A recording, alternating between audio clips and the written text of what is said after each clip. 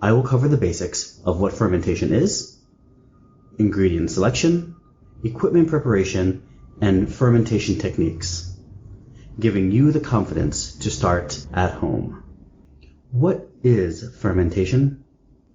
At its core, fermentation can be separated into three parts: A, preparation, B, building, and C, waiting. Preparation. Choose your fermentation method. There are various methods of fermentation, including lacto-fermentation, ethyl fermentation, using yeast, or acetic acid fermentation. Pick and prepare your ingredients. You can ferment a wide range of ingredients, including vegetables, fruits, grain, and dairy. Common choices include cabbage for sauerkraut, cucumbers for pickles, and cabbage and other vegetables for kimchi. Other things that people commonly ferment include blueberries, strawberries, and stone fruit.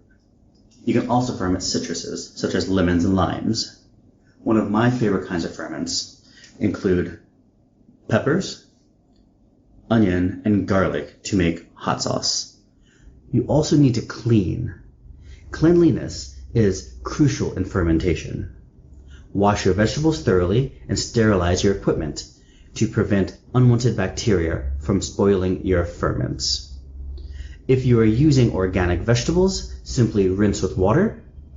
However, if you use vegetables that you are unsure if pesticides have been used, soak your vegetables in water and then pat dry. Do not use soap because this will remove all of the beneficial bacteria that you're trying to cultivate. Depending on your process, you will need to choose your salt, create a starter, or use a yeast. When choosing your salt, it is recommended to use fine-grained salt when possible.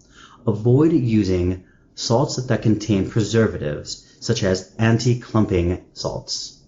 That will give your brine a hazy look. They're perfectly fine to use, but it will impact the way your final product looks. You need to choose an appropriate vessel for fermentation. It should be non-reactive, such as glass, ceramic, or food-grade plastic, and allow gases to escape while preventing contaminants from entering. Mason jars, fermentation crocks, and food-grade plastic containers are all common choices. B. Building. Salt and brine. When you are building your ingredients, you need to decide if you want to use a dry process or a brine process. Salt is often used in fermentation to inhibit the growth of undesirable bacteria. You don't want to use salts when you are doing ethyl alcohol fermentations. Salt also helps draw out moisture from vegetables, creating an environment suitable for the growth of beneficial bacteria. Prepare a brine solution by dissolving salt in water. The brine solution should be 2% salt to the weight of the water and vegetables combined. You can play with this number and go between 2% and 3.5%, depending on what you're looking for in the flavor profile. Pack your ingredients tightly into the fermentation vessel to eliminate air pockets. You need to make sure that your ingredients are submerged under that brine to prevent mold growth. If you have spices and other flavors that float in the brine, be sure to use a food-grade plastic or glass to weigh everything down underneath that water. And then finally, C. Waiting. Fermentation time varies depending on the ingredients and ambient temperature. Generally, fermentation takes anywhere from a few days to several weeks. Keep your fermentation in a cool, dark place away from direct sunlight. Direct sunlight can kill the bacteria or yeast that you're trying to cultivate. During the waiting process, observation and testing should be happening regularly. Check your ferment for signs of activity, such as bubbles or bad smells. Taste the ferment periodically to gauge its process and determine when it is ready. Once your fermentation is ready, transfer to a clean, airtight container and store it in the refrigerator to slow down the fermentation process or preserve its flavors.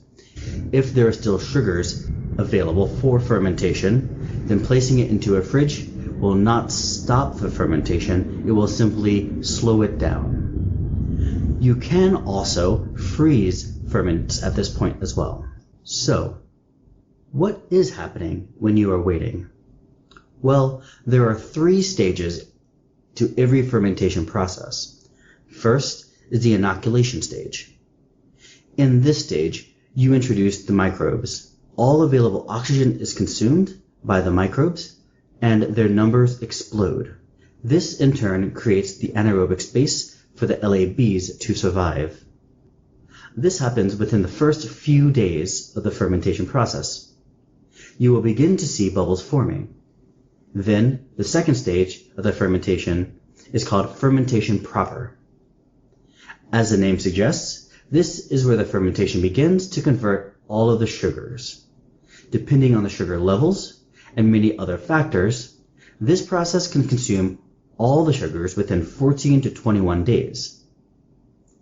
After this stage is the maturation stage.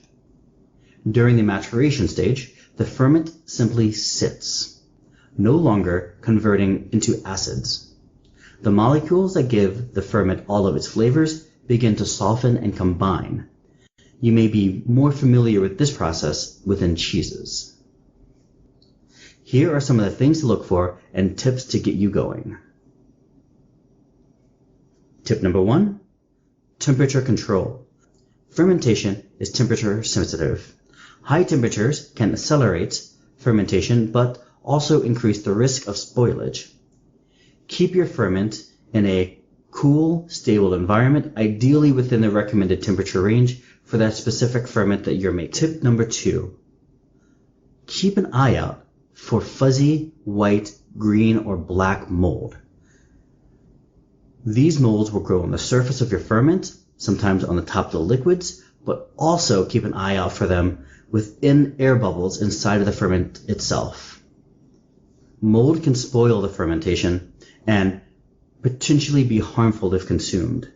If you see mold, it's best to discard the entire batch. Tip number 3, unpleasant odors. While some fermentation processes produce distinctive aromas, foul or putrid smells can indicate spoilage. If your ferment emits a strong rotten or sulfur-like odor, it has most likely gone bad. Gases, such as carbon dioxide, are natural byproducts of fermentation. Excessive gas buildup can lead to bulging containers or even explosions. Burp your fermentation vessel periodically to release buildup pressure. In the second stage of fermentation, the fermentation proper, you will need to burp your vessel more frequently. Discoloration. While slight changes in color are normal during the fermentation, significant discoloration change, particularly darkening or a drastic change in the hue, may indicate spoilage.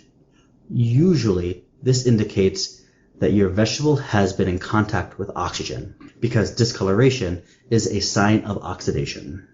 pH levels are crucial in inhibiting the growth of harmful bacteria.